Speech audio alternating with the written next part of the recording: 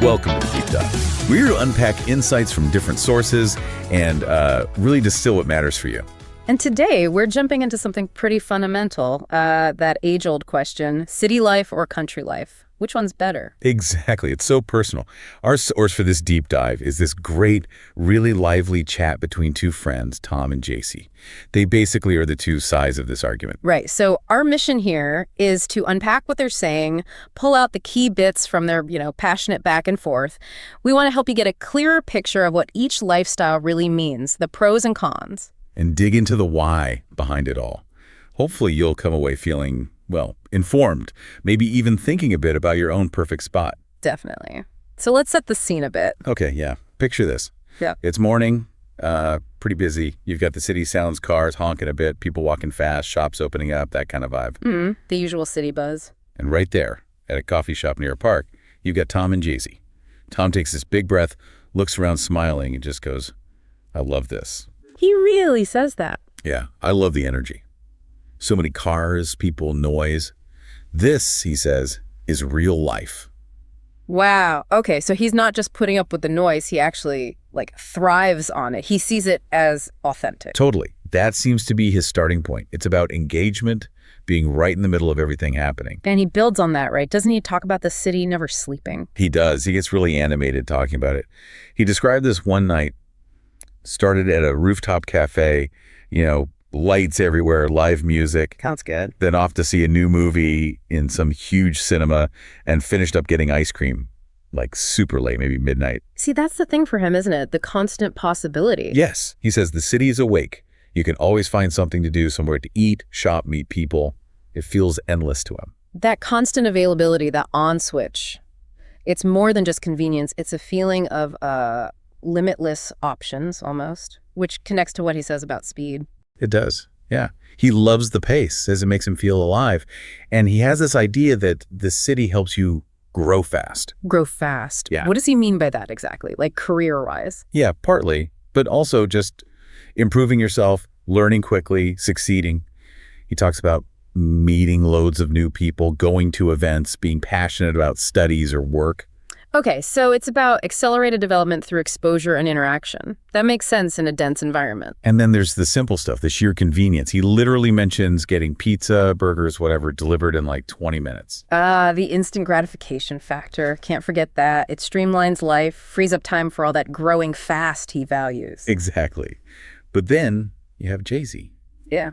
And, she has a very different perspective. I can imagine. She probably thinks Tom's nuts for loving the traffic noise. Pretty much. She laughs and calls him crazy. Yeah. What she wants is, the opposite. Green fields, quiet mornings, fresh air, peace. So she paints a picture too, I bet.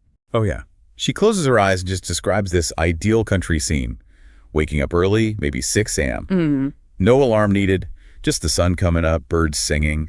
The air's clean. She imagines walking on a little green path, saying hi to neighbors who are actually smiling back. Friendly neighbors, yeah. That's a classic country trope, but probably true in her experience. And having breakfast outside under a big tree. Her whole thing is about the lack of city stuff.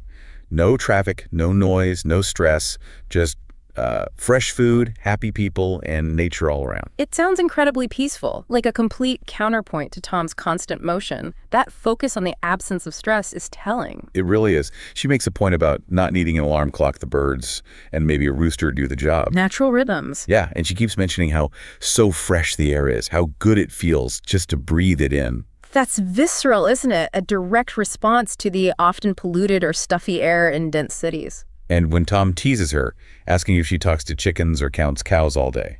What does she say? She just laughs and says yes. And guess what? The cows listen better than people in the city. Okay, a playful jab, but it hints at maybe feeling unheard or overwhelmed in the city crowd. Could be. And her focus on freshness extends to food, too. She contrasts Tom's delivered pizza with her grandma baking an apple pie. Let me guess, the apples are from the garden. Probably.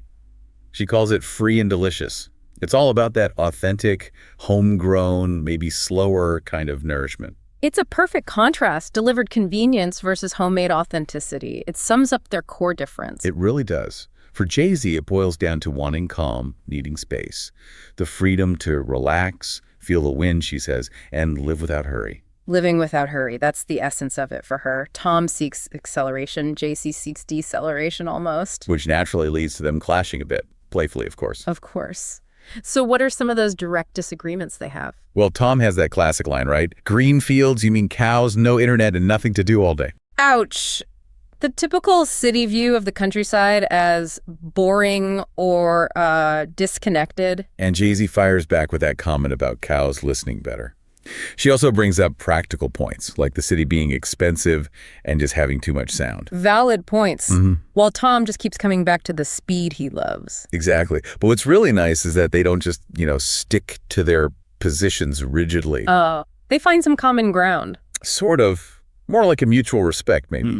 They seem to realize, okay, we like different things, but both lifestyles actually offer something valuable, something special. That's quite mature, actually. To appreciate what you don't choose for yourself, that's a key insight. It is. And they sum it up nicely themselves. They agree the city is full of life, action, and opportunity.